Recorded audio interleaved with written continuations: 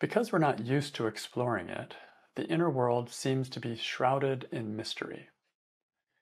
Each of us has an inner world, and the landscape in that inner world is different for each of us. That's why you can't read a book and know your inner world. Your particular inner world may be similar to what you read about from others, but it's also unique to you, and only you can explore it. And I mean this in terms of actually experiencing it. You can intellectually understand your inner world, but what I'm talking about here is actually experiencing your inner world. And that's what we're getting into here. So, exploration means going into the unknown.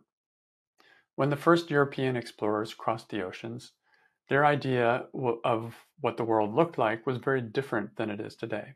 For example, they thought America was India. And when you look at the maps that were drawn of the world at that time, they were grossly inaccurate compared to what we know today.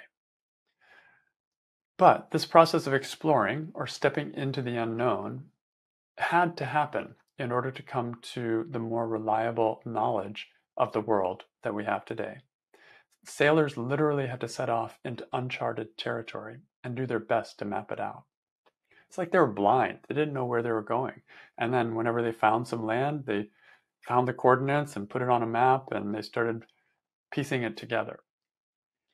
And this meant that their first attempts would be inaccurate, but they had to start somewhere. And with more and more exploration, they found more and more data, they got more points on the map, and with time, they found consistency in the shapes of the continents. So the process of internal exploration is exactly the same. We use the same process when doing the work. What I love about the work of Byron Katie is that it consistently sets me in the direction of the unknown. It points me away from what I'm familiar with, which is what I believe. And it points me towards the opposite of what I think is true, and that's uncharted territory. These are our blind spots. These are the places that we don't know what's there. We only know what we know. We know the few little data points, right? It's like these explorers, they knew Europe, but they didn't know America. They didn't know South America, North America, all the different islands and continents around the world. So it takes moving in the opposite direction of what you know to start to discover what you don't know. This uncharted territory is the part of the mind that lies unexplored in each of our lives. To begin to explore this uncharted territory can open the mind very much, and it can solve many mysteries. But no one can do it for us. It's not enough to read about it or to hear wise people talk about it, because their minds are different from ours.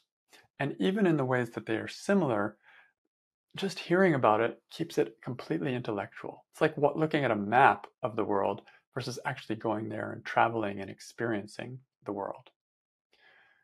If we follow someone else's experience, we are actually still pointing outwards towards that other person, to a them out there.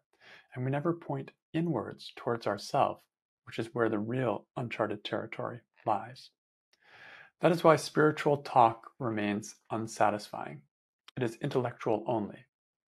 To change the way I live, I must step into the unknown in me and explore with the courage of a sailor. Sailors get wet, they get frozen, they get blown overboard, they have all kinds of things happen to them. That's what having an adventure is, and that's what many sailors sign up for. So it's the same thing when going inward. It's not going to be just a perfect book. So when I've seen with my own eyes the new truths within me, then I naturally start to live them.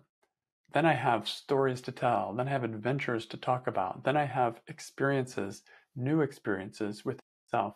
And that's alive. That's very different from simply understanding the mind. Descriptions are mysterious. Direct experience is not. We all love to play it safe. We all want to have someone go ahead of us, to lead the way, to demystify the inner world for us. But no one can do that for us. When we want others to show us how it is in our inner world, we stay camping on the shores of the ocean of ourselves. There is no substitute for diving in directly and finding out ourselves. But the learning will necessarily be different than book learning. There is no orderly display of knowledge from the outset. There are no tables and maps. There is no curriculum. Instead, there is only trial and error. The path of direct experience in your particular inner world is a path that has never been walked before. You must walk it yourself. And that means you're blind. You really do have to feel your way, and you're going to, quote unquote, make mistakes as you explore. But as you think about it, making mistakes doesn't make sense in the context of exploration. You have to go and find out what's there, and you have to find out lots of different things by trial and error.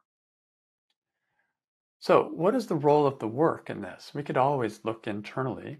What does the work do? The work provides a compass. In that darkness of unknowingness, there's always direction. Like a compass, the mind can sense when it's moving towards pain or towards peace. The idea of this inner exploration is to move away from pain and towards peace.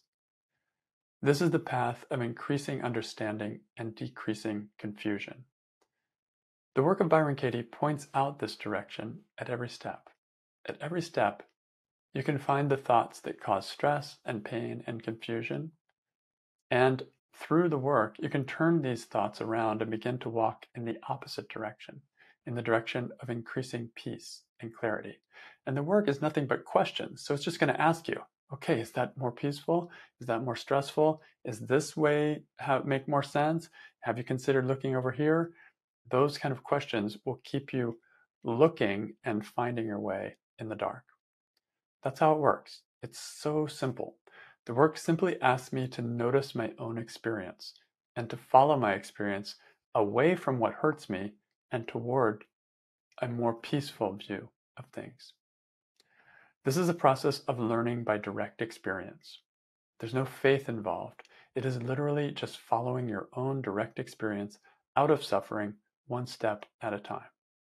And where your work takes you may be very different than where someone else's work takes them. We are each in different worlds and at different stages of exploration. So I can't follow someone else's work. I can't just use their turnarounds and adopt them for myself. I have to discover mine, the ones that will be the best fit for me. And just like the European explorers, you may start out feeling your way in one direction and later find out there's an even better direction for you.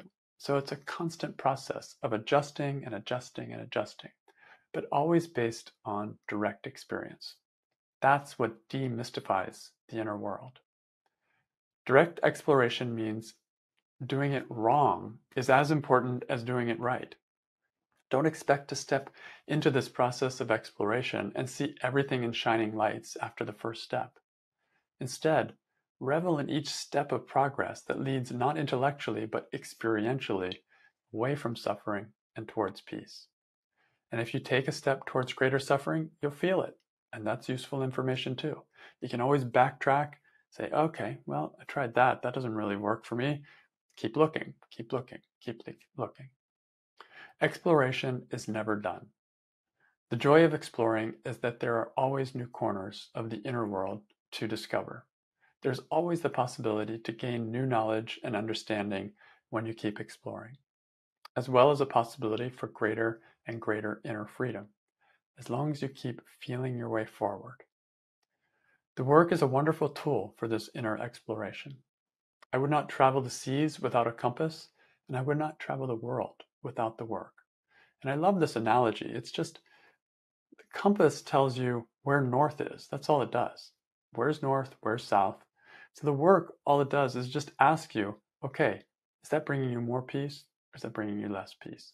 Is this truer? Is this not truer for you? How's that working for you? And could the opposite be true?